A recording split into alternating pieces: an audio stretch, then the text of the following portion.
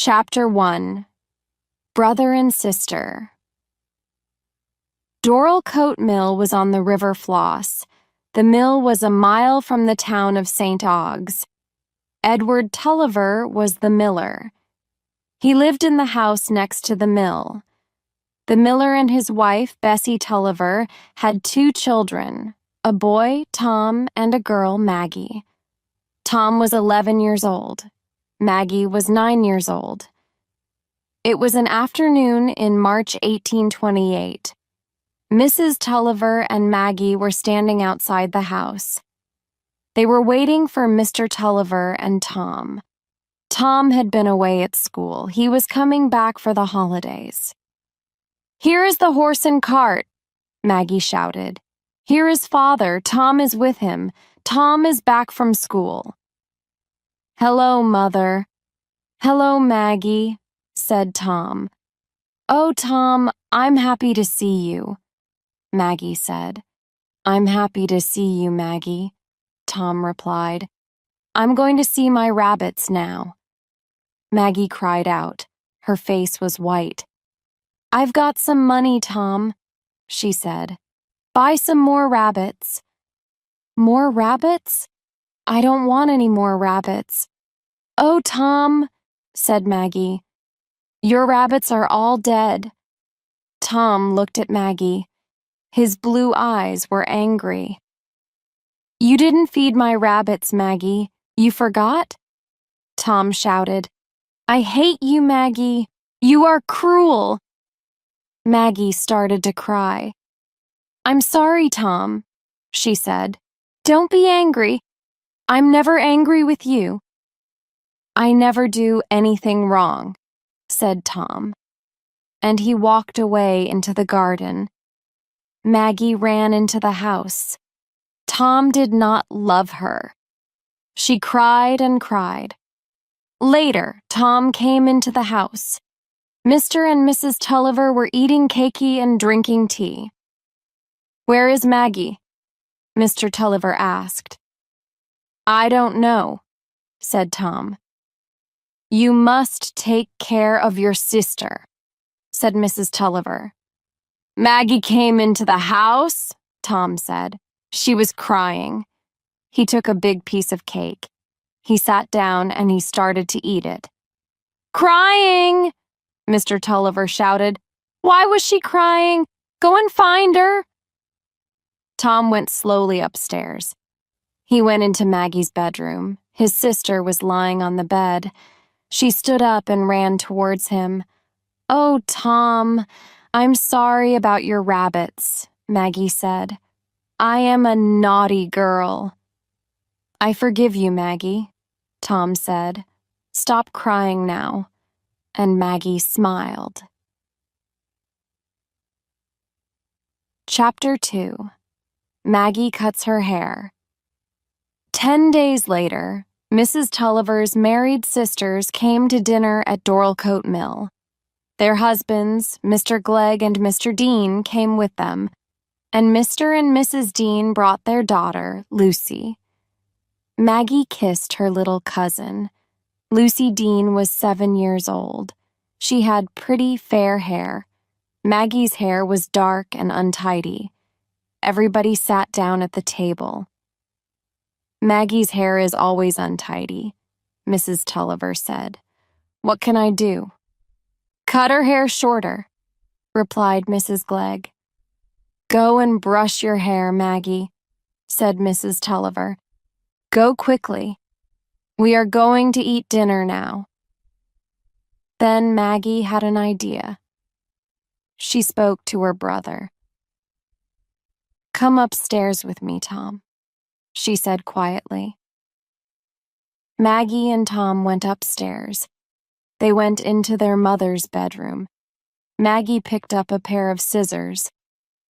"What are you going to do, Maggie?" Tom asked. Maggie cut off a long piece of her hair. "Oh, Maggie, you are a naughty girl," Tom said. Maggie cut off some more hair. Then she gave the scissors to Tom. "Help me, Tom, quickly," she said. Tom cut once, twice, 3 times. Soon, pieces of Maggie's hair covered the floor. Tom looked at his sister and he laughed. "Don't laugh at me, Tom," said Maggie. "Everybody will laugh at you," Tom said. "I'm going downstairs now." Maggie looked in a mirror. She saw her short hair. She started to cry. 10 minutes later, Maggie went downstairs. She walked quietly into the dining room. She sat down. Mrs. Tulliver saw her daughter. She screamed and dropped a plate. Everybody looked at Maggie. "Who is this?" said Mr. Dean. He laughed. "Maggie is a naughty girl," said Mrs. Glegg. Maggie started to cry again. She stood up and she ran to her father. "Don't cry, Maggie," Mr. Tulliver said. "I love you. I will take care of you."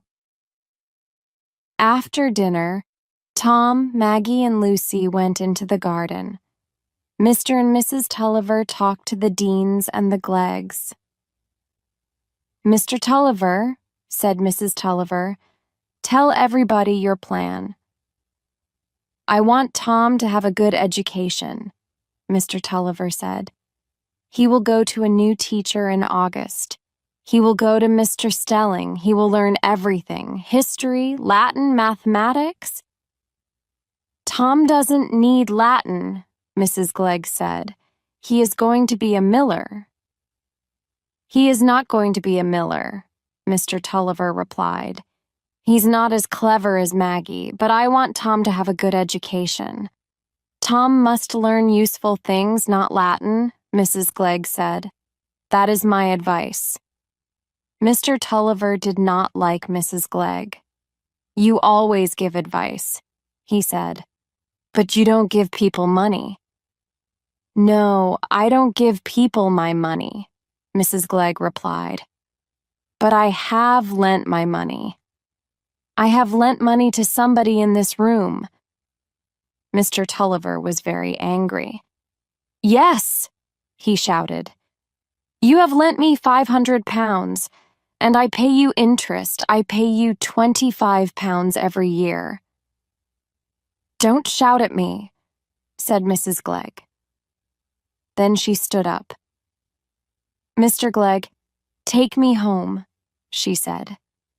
"Yes, go home, Mrs. Glegg," Mr. Tulliver shouted.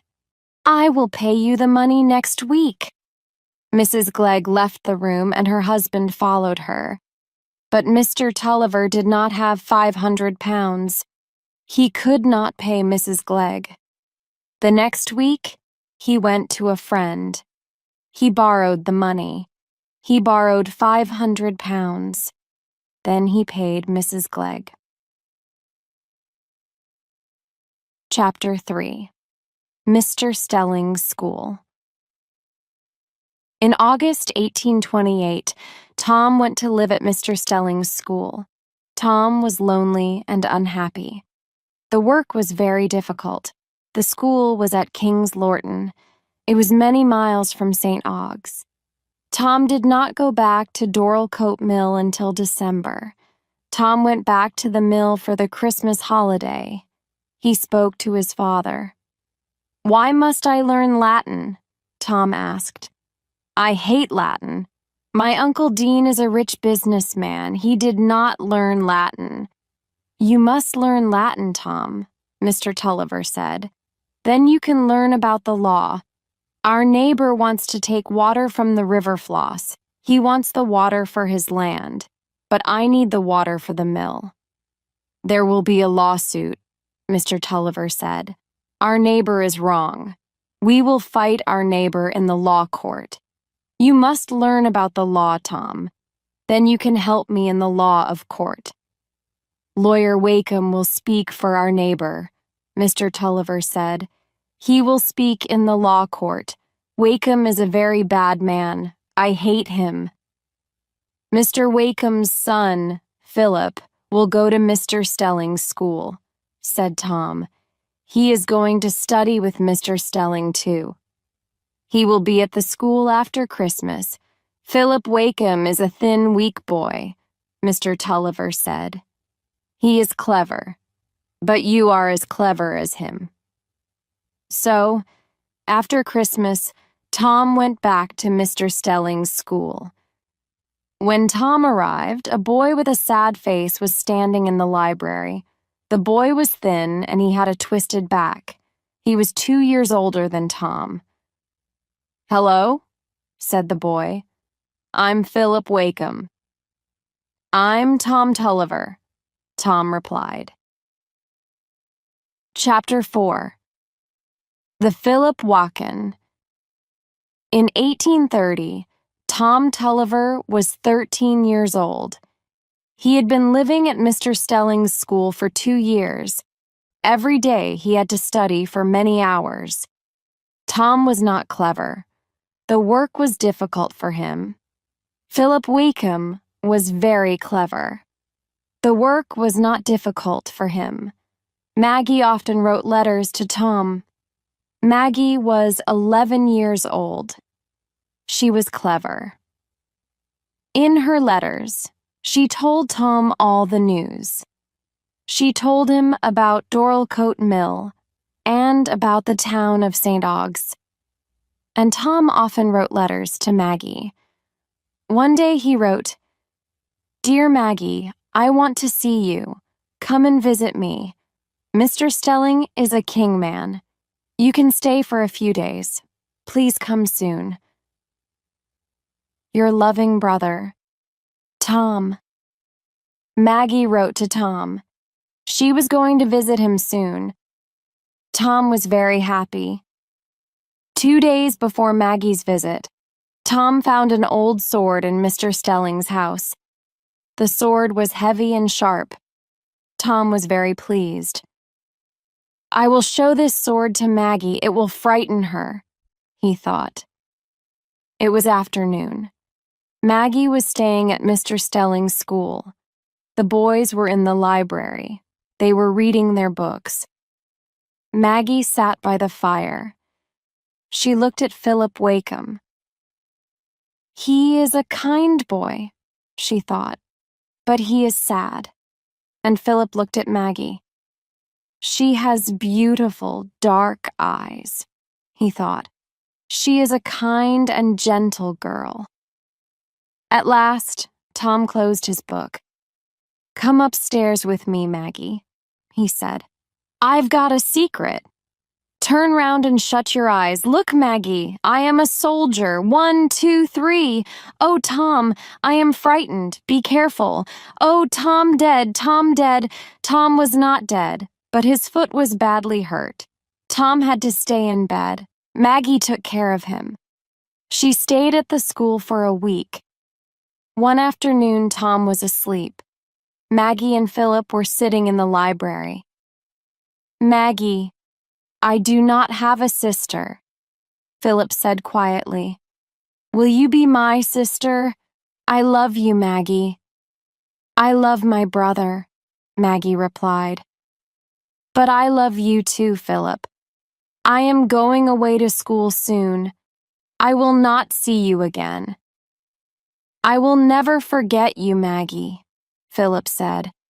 "I will never forget your beautiful dark eyes." "Thank you," said Maggie. And she kissed Philip. Chapter 5.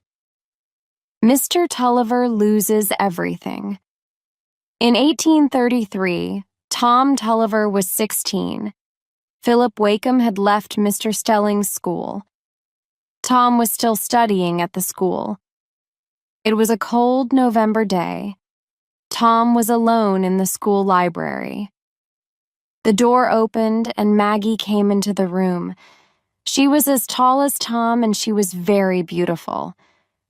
"Maggie," Tom said, "why are you here? Why are you not at your school?" "Oh, Tom, something terrible has happened," said Maggie. "What is it? Tell me, Maggie," Tom said. "Father has lost the lawsuit, Tom," said Maggie. "Father must pay for everything. He must pay our neighbor's lawyer, Mr. 𝐒𝐭𝐨𝐫𝐞. Lost the lawsuit. Father must pay 𝐒𝐭𝐨𝐫𝐞 money," Tom shouted. Maggie started to cry. "There is more bad news, Tom," she said. "Father has no money. He cannot pay 𝐒𝐭𝐨𝐫𝐞. He will lose the mill, his land, everything. Mother cries all the time. And Father—" "Is Father ill?" Tom asked. "Father is very ill," Maggie replied. "He cannot walk. He has forgotten everything. Tom, you must come back to the mill." "I hate 𝐒𝐭𝐨𝐫𝐞 and I hate his son," Tom said angrily. "Never speak to Philip 𝐒𝐭𝐨𝐫𝐞 again, Maggie." Tom and Maggie went back to 𝐒𝐭𝐨𝐫𝐞 Mill. Mrs. Tulliver was waiting for them.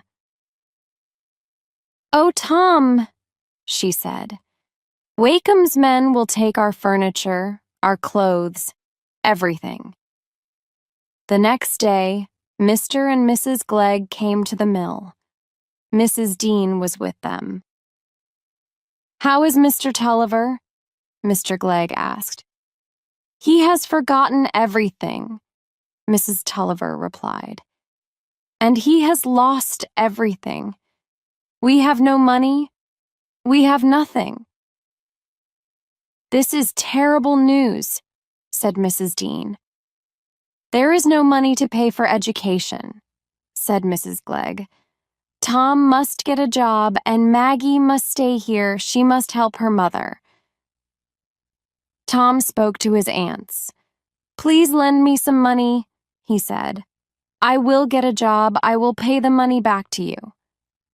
"Your aunts cannot lend you any money," said Mr. Glegg. "They need their money. They get interest on their money."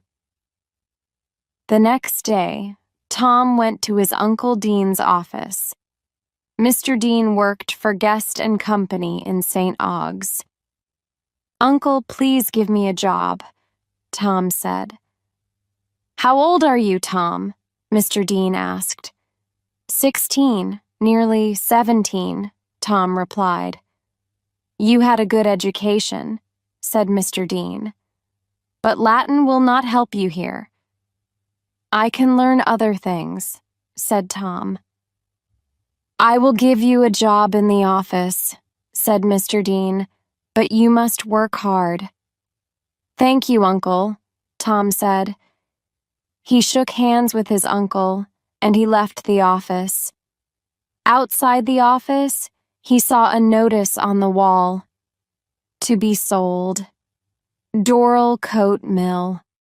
With house land and furniture." Mr. Tulliver was very ill. He stayed in his bed for 2 months. On a cold day in January, he came into the dining room. "Where is the furniture?" Mr. Tulliver asked. "𝐒𝐭𝐨𝐫𝐞's men took it," Maggie said. "They sold it. But here is your chair. Sit down, Father." "Then I have lost everything," Mr. Tulliver said. "Yes, Father," Tom replied.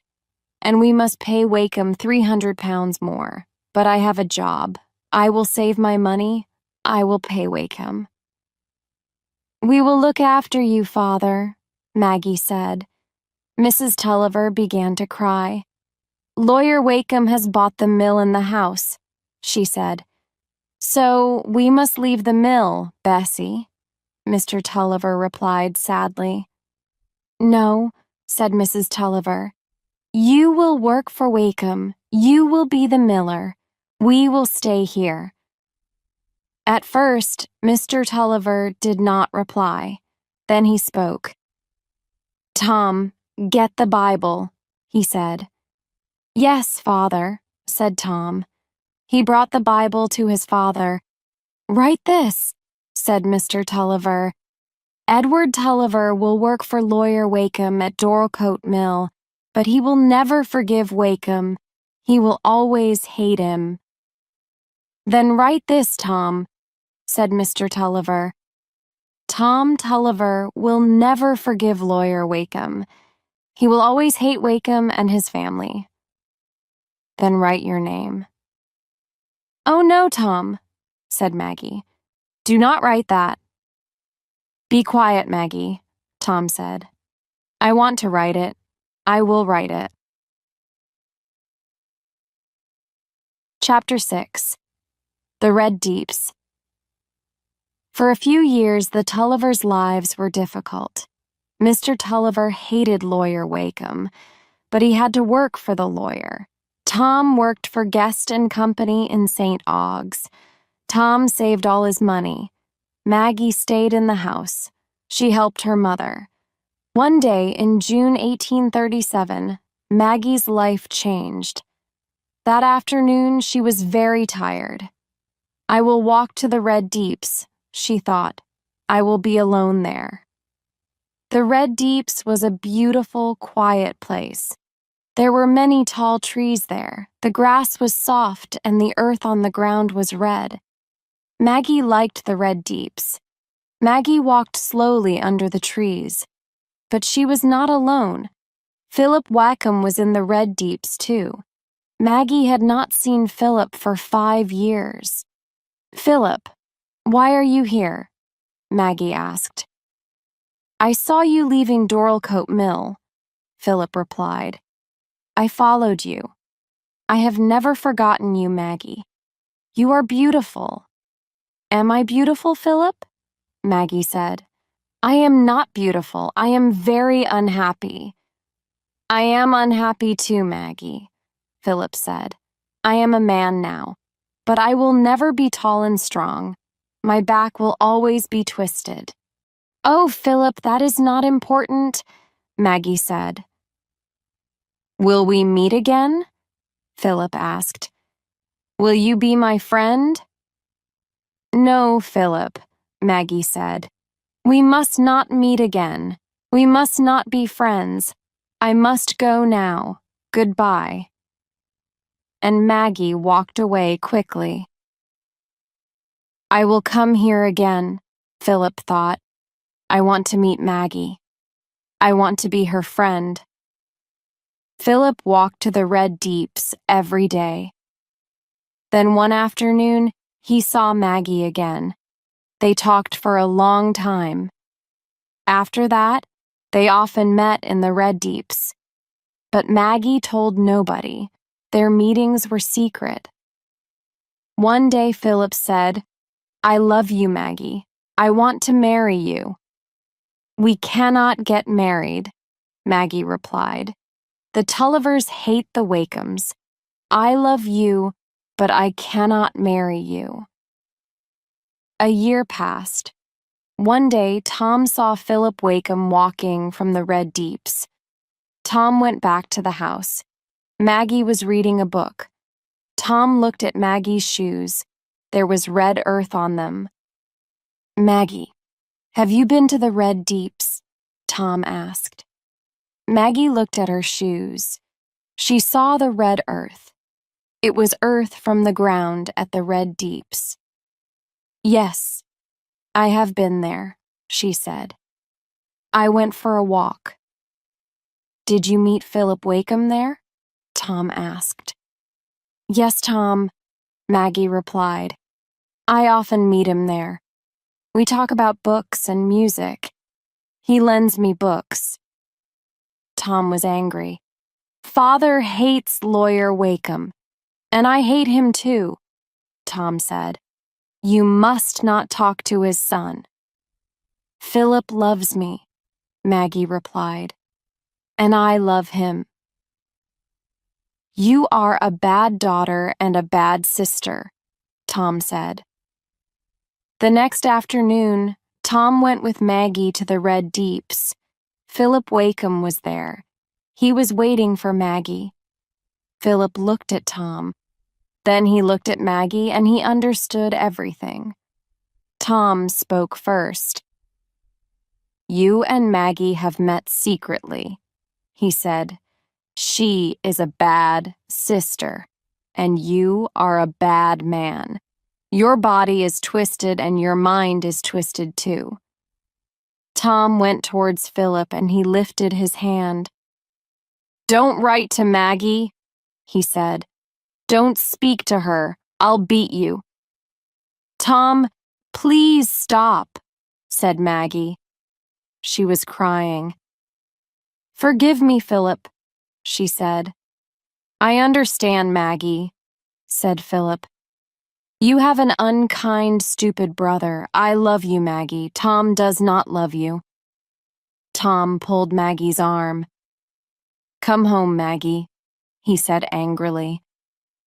Maggie touched Philip's hand, then Philip turned away.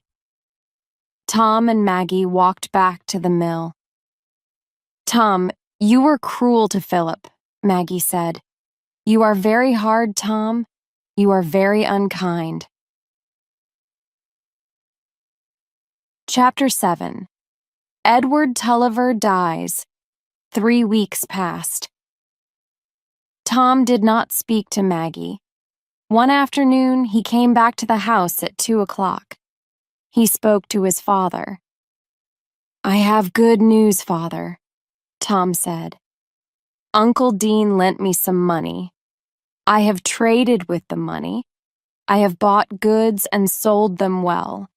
I have 320 pounds. We can pay Lawyer 𝐒𝐭𝐨𝐫𝐢𝐞. Bessie, said Mr. Tulliver, we have a good son. The next afternoon, Mr. Tulliver went to St. Ogg's with Tom. They rode their horses to Lawyer 𝐒𝐭𝐨𝐫𝐢𝐞's office. The lawyer was not there, but they left 300 pounds for him. Then Tom went to the office of Guest and Company. Mr. Tulliver rode back to the mill. A man on a horse was waiting outside the mill. It was Lawyer 𝐒𝐭𝐨𝐫𝐢𝐞. I want to speak to you, Tulliver, said 𝐒𝐭𝐨𝐫𝐢𝐞. I will speak first, Mr. Tulliver shouted. I have left 300 pounds at your office. I have paid you all your money. I will not work for you now. Good. I don't want you, 𝐒𝐭𝐨𝐫𝐢𝐞 replied. You are a very stupid man, Tulliver. And you are a very bad man, Tulliver shouted. I am going, 𝐒𝐭𝐨𝐫𝐢𝐞 said. Move your horse. Mr. Tulliver lifted his riding whip. He rode towards the lawyer. 𝐒𝐭𝐴M's horse was frightened. It turned suddenly and 𝐒𝐭𝐨𝐫𝐢𝐞 fell to the ground. Mr. Tulliver got off his horse. He started to beat the lawyer with his riding whip. Help! Help! 𝐒𝐭𝐨𝐫𝐢𝐞 shouted. Maggie and Mrs. Tulliver ran out of the house. Maggie screamed. Stop, Father! Stop! She shouted. She held her father's arms. Please stop, Father, she said. Mother, help Mr. 𝐒𝐭𝐴ME. 𝐒𝐭𝐴ME stood up. He got onto his horse. I will not forget this, Tulliver, he said, and he rode slowly away. Father, come into the house, said Maggie. Mr. Tulliver did not move. I am ill, he said. Help me. There is a pain in my head. Maggie and her mother took Mr. Tulliver into the house. Go and get Tom, Mr. Tulliver said. Maggie ran to St. Ogg's. She went to Guest and Company's office. Come quickly, Tom, she said. Mr. Tulliver lay in bed. He could not move. He was very ill. Tom, Maggie, and Mrs. Tulliver sat by the bed. What shall I do, Father? asked Tom. Save your money. Buy the mill from 𝐒𝐭𝐴ME, Mr. Tulliver said. Yes, Father, said Tom. Take care of your mother, and take care of your sister, Mr. Tulliver said. Yes, Father, I will, said Tom. Kiss me, Maggie, said Mr. Tulliver. Kiss me, Bessie. Goodbye, my son. And he died. Tom and Maggie looked at each other. We must always love each other, Tom, Maggie said. Tom held his sister's hand. Yes, Maggie, he said. Chapter 8. Stephen guessed. The Tulliver family left Dorlcote Mill. Tom lived alone in 𝐒𝐿𝐺𝐸𝐻. He worked hard. Mrs. Tulliver went to 𝐒𝐿𝐺𝐸𝐻 too. Mrs. Dean had died. Mrs. Tulliver lived with Lucy and Mr. Dean. Maggie went away. She became a teacher in a school. 2 years passed. It was an afternoon in April 1840. Maggie was back in 𝐒𝐿𝐺𝐸𝐻 for a holiday. She was talking to Lucy Dean. "I hate teaching," said Maggie. "You must stay here, Maggie," Lucy said. "Aunt Tulliver will look after us all. Don't go back to the school." "Thank you," Maggie said. "I will be happy here." Maggie looked out of the open window. The Dean's house was next to the river Floss. "The river is very beautiful," Maggie said. "And you are beautiful too. Are you happy, Lucy? Do you have many friends? Are you in love?" Lucy looked down at her hands. "Yes," she said. "I am in love with Stephen Guest." Maggie smiled. "Tell me about him, Lucy," she said. "Stephen is clever and handsome," said Lucy. "He loves me and I love him. He likes music. His friend Philip Wakem likes music too. We will sing together." "Oh, Lucy, I must not meet Philip Wakem," Maggie said. "Tom hates him. Philip and I were in love. But my father hated Mr. Wakem, and Tom hates Philip." "That is a sad story," Lucy said. "I will make you happy. Philip is in Italy now, but he will come back soon. I will speak to Tom. Tom and Philip must be friends." "You will marry Philip," said Lucy, "and I will marry Stephen. We shall all be happy." A few moments later, a tall young man came into the room. "Stephen! This is my cousin, Miss Tulliver." Stephen bowed. He looked at Maggie. She was very beautiful. "Maggie, this is Mr. Stephen Guest. Please be friends." The next day, Maggie went to 𝐒𝐿𝐺𝐸𝐻. She saw her brother, Tom. He lived alone in 𝐒𝐿𝐺𝐸𝐻. "Hello, Maggie," said Tom. "Are you well?" "Yes, I am well, Tom," Maggie replied. "I am not going back to the school. I am going to live with Mother at the Dean's house." "Tom," Maggie said, "I must tell you something. Philip Wakem is coming back to 𝐒𝐿𝐺𝐸𝐻. Philip is Lucy's friend. He will come to her house. I shall meet him there." "I hate Philip Wakem," said Tom. "Oh, Tom," Maggie said, "Lucy is my friend, and she is Philip's friend. I want to speak to Philip." "Yes, Maggie," Tom replied. "I understand, and I want to be a good brother. Speak to Philip, Maggie, but you must not meet him alone." "And I want to be a good sister," said Maggie. "Thank you, Tom." Chapter 9. Happy Days. Maggie was happy at the Dean's house. Stephen often came to see Lucy. The 3 young people sometimes went in a boat on the river Floss. In the evenings, they sang together. Maggie, Lucy, and Stephen laughed. They were happy. But Maggie and Stephen were starting to love each other. One evening in May, Maggie was sitting in the garden. She was reading a book. She heard a sound and she looked towards the river. Stephen was getting out of a boat. He walked towards her. "Good evening, Miss Tulliver," said Stephen. He held up some papers. "I have brought these songs for Lucy," he said. "Lucy is not here," Maggie said. We will not sing tonight. Philip Wakem has come to St. Ogg's, Stephen said. I saw him this morning. He will come here tomorrow. Maggie's book fell to the ground. Stephen quickly picked it up. He gave the book to Maggie. Stephen's fingers touched Maggie's fingers. They looked at each other.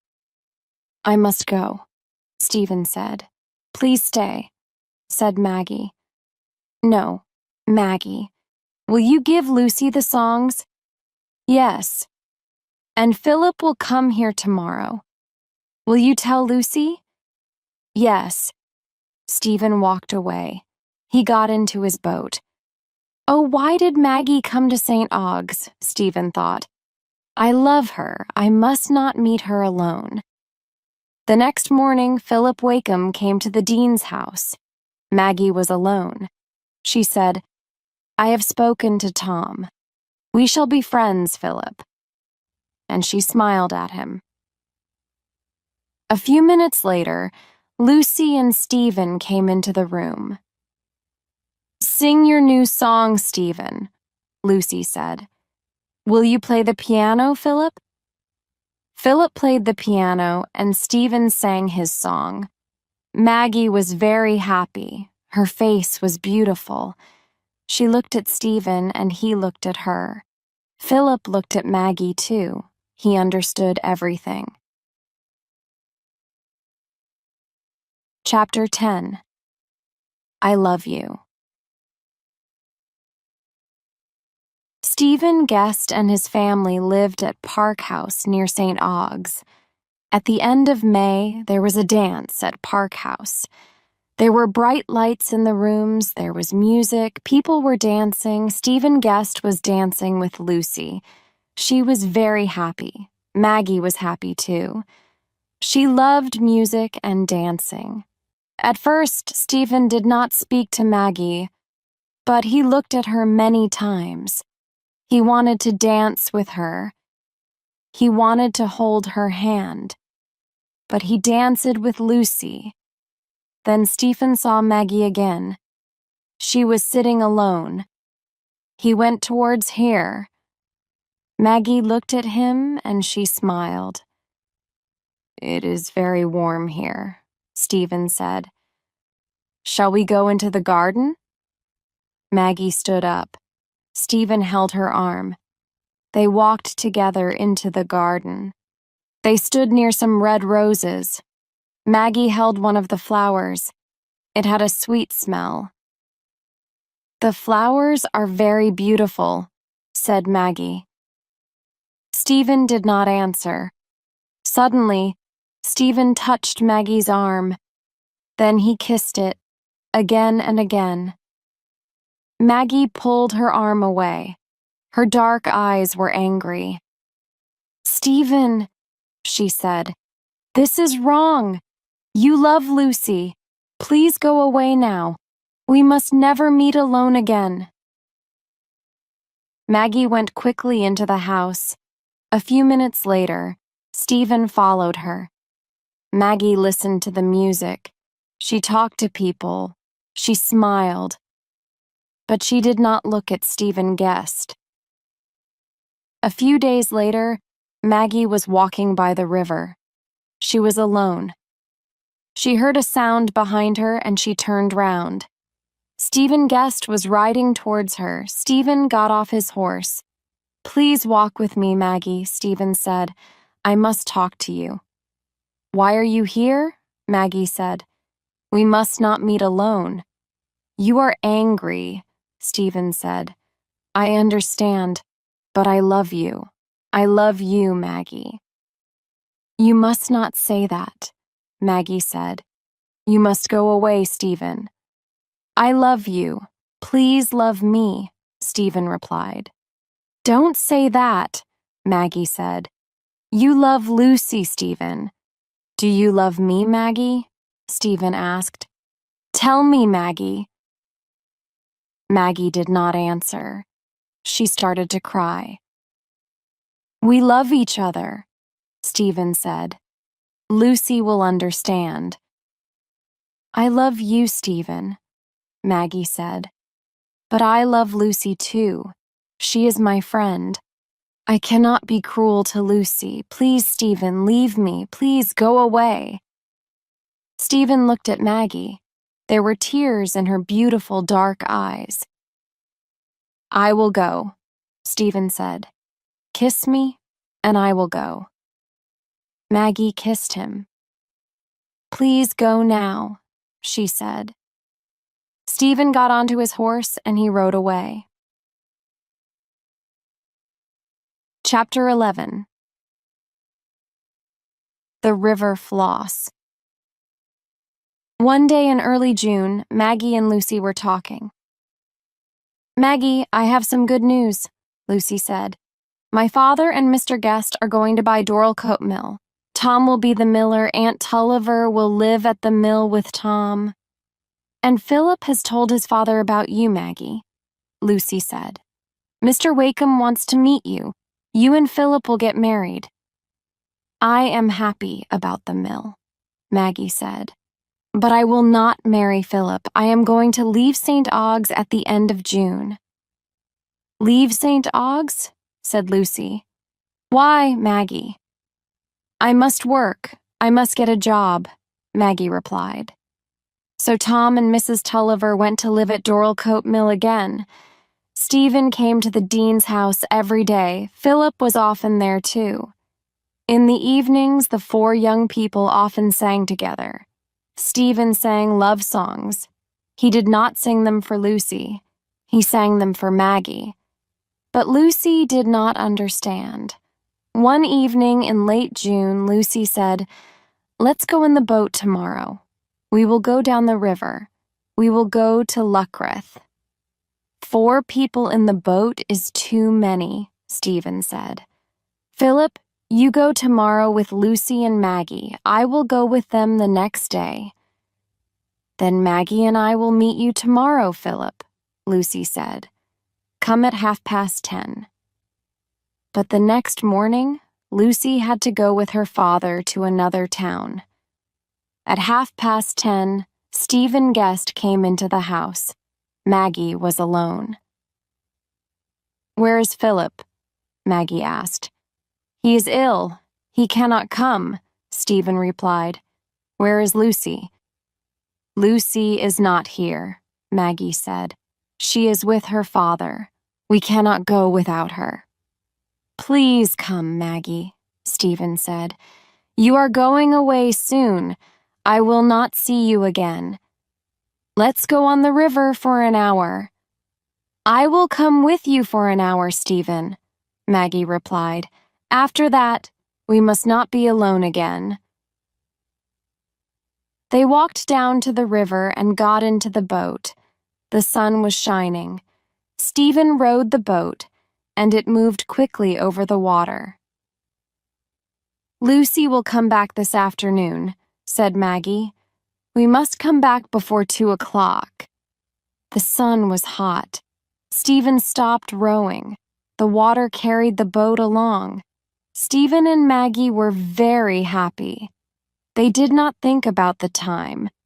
But much later, Maggie cried out, "We have passed Luckreth. Where are we? It is very late. What will Lucy say? We must go back." Stephen held Maggie's hand. She was crying. "Let's not go back. Let's get married," Stephen said. Maggie did not answer. She could not speak. She could not think. "We must get married, Maggie," Stephen said. "We are together now, forever." Stephen started rowing again. He did not turn the boat round. The river was wide. The water rushed past. There were no villages next to the river. Suddenly, Stephen saw a steamboat. "Look, Maggie," he said. "The steamboat is going to Mudport. We will get onto the steamboat. We will get married in Mudport." Maggie was very unhappy. Stephen and Maggie got onto the steamboat. Stephen spoke to the captain of the steamboat. This lady, my wife, is very tired, Stephen said. Please take us to Mudport. I will pay you well. Maggie sat down and she went to sleep. Night came. All night, Stephen sat next to Maggie. Chapter 12. I cannot marry you. Maggie woke very early in the morning. She remembered everything. She was on a steamboat. She was with Stephen. She started to cry. Don't cry, Maggie, Stephen said. We will be in Mudport this afternoon. We will get married. But Maggie did not speak. She was too unhappy. They got off the steamboat at Mudport. Stephen took Maggie to an inn. I will not marry you, Stephen, Maggie said. You must leave me now. I cannot live without you, Maggie, Stephen said. I cannot go now. Then I will go, said Maggie. Yesterday, I could not leave you. Today, I can leave you. Goodbye, Stephen. Maggie, Stephen said. I was wrong yesterday. I'm sorry. We were both wrong yesterday, Maggie said. But we love each other, Stephen said. That cannot be wrong. We are being cruel to Lucy, said Maggie. That is wrong. I love you, but I cannot marry you. I am going back to 𝐒𝐭𝐵𝐿𝐴𝐺𝑠 alone. No, Stephen shouted. People will say Maggie is a bad woman. Your life will be terrible. I will tell Lucy everything, Maggie said. She will understand. She will forgive me. And she will forgive you, Stephen. Stephen said nothing. Maggie left the inn. She went back to 𝐒𝐭𝐵𝐴𝐺𝑠. Chapter 13. 3 Letters. Tom Tulliver and his mother were at Dorlcote Mill. Tom was standing outside the house. He looked down at the river. The water was rushing past. Then Tom turned towards the house. He was angry. Maggie was standing by the door. She was very unhappy. Tom, I have come back, Maggie said. You are a bad woman, Tom said. I don't want you here. Mrs. Tulliver came to the door of the house. She listened. I was wrong, Tom, Maggie said. I am sorry. I don't believe you, Tom replied. Lucy was your friend. Now she is ill and unhappy. I will give you some money, but you cannot live here. Maggie started to cry. Mrs. Tulliver came out of the house. She went to Maggie and she kissed her. I'll go with you, my child, Mrs. Tulliver said. Maggie and her mother went to 𝐒𝐭𝐵𝐴𝐺𝑠. They lived in a small house next to the river. But Maggie wanted to live alone. After a few days, Mrs. Tulliver went back to the mill. Stephen Guest went away. He wrote a letter to his father. Fathre, I was wrong. I loved Maggie Tulliver and I wanted to marry her. Maggie's is good. She is not a bad woman. Please shew this letter to Lucy. Ask her to forgive me. Stephen. At the beginning of July, Maggie got a letter from Philip. Maggie, you are good. You are strong. I met you 10 years ago. I loved you and you loved me. I love you now, Maggie. I shall always be your friend, your forever Philip 𝐒𝐿𝐴𝐺𝐻. 3 weeks later, Maggie was sitting in the house next to the river. She was sitting by a window. She was looking at the river Floss. Suddenly, someone spoke her name. She turned round. Lucy, said Maggie. Lucy went to her cousin and kissed her. "I am happy to see you, Lucy," Maggie said. "I am sorry about Stephen." "I understand," Lucy said. "You loved him and you sent him away. That was good. You were strong." "Forgive him, Lucy," Maggie said. "He will come back." "I have been ill," Lucy said. "I am going away. But I will come back soon, and I will visit you again." Maggie kissed her cousin.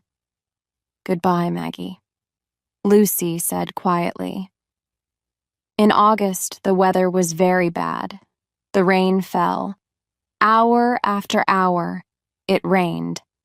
Day after day, it rained. Was there going to be a flood? The water in the River Floss was rising higher and higher. One day, Maggie got a letter from Stephen. "My dearest Maggie, why did you leave me, Maggie? You took away your love. You took away my life, Maggie. I want to be with you. I am your forever, Stephen." Maggie was lonely and unhappy. She sat in the little house next to the River Floss. She read Stephen's letter many times. She cried and cried. Hours passed. Night came. The rain fell all night. The river rose higher and higher. Chapter 14. The Flood. Suddenly, Maggie was very cold. She looked down. The floor was covered with water. The River Floss had flooded. Maggie was in great danger. Her house was next to the river, and there was water in the house. Maggie ran to a window and she opened it. She looked outside. It was dark, but she could see water everywhere. The streets of 𝐒𝐭𝐲𝐿𝐻 were covered with rushing water. There was a little boat outside the house. It was tied to the wall. Maggie climbed through a window and she got into the boat. She untied the boat. The water car ride the boat away from the house. Maggie was alone in the darkness. The boat moved very fast. The flooded river was carrying it along. Maggie was very frightened. The rushing river carried the boat out of the town. Maggie saw the tops of trees and the tops of buildings. "I must go to the mill," she thought. "I must help Tom and Mother." Maggie started to row. The boat left the river. Soon Maggie's boat was moving over the flooded fields. At last, Maggie saw 𝐒𝐿𝐻𝐿𝐻 mill. "Tom, where are you?" Maggie shouted. "Mother, this is Maggie." Tom was in the house. He was upstairs. He looked out of a window. "You have come, Maggie," he said. "Yes, Tom," Maggie replied. "Where is Mother?" "Mother is not here, but she is safe," Tom said. Tom got into the boat. "I will row, Maggie," he said. Tom sat down in front of Maggie. "We must go to Park House," said Maggie. "It's on higher ground." Tom started to row. He looked at Maggie. Brother and sister were together again. The sun was rising. Tom rowed on. Soon they were on the River Floss again. Maggie looked behind Tom. There were great trees in the rushing water. The trees were coming towards them. Maggie screamed, "Tom, look behind you!" she shouted. Tom turned round. He saw the danger, but he could do nothing. He held his sister in his arms. "We are going to die, Maggie," he said. A great tree hit the boat. The boat went under the water. Soon the boat came up again, but it was empty. Days later, some people found Tom and Maggie. They were in each other's arms. They were dead.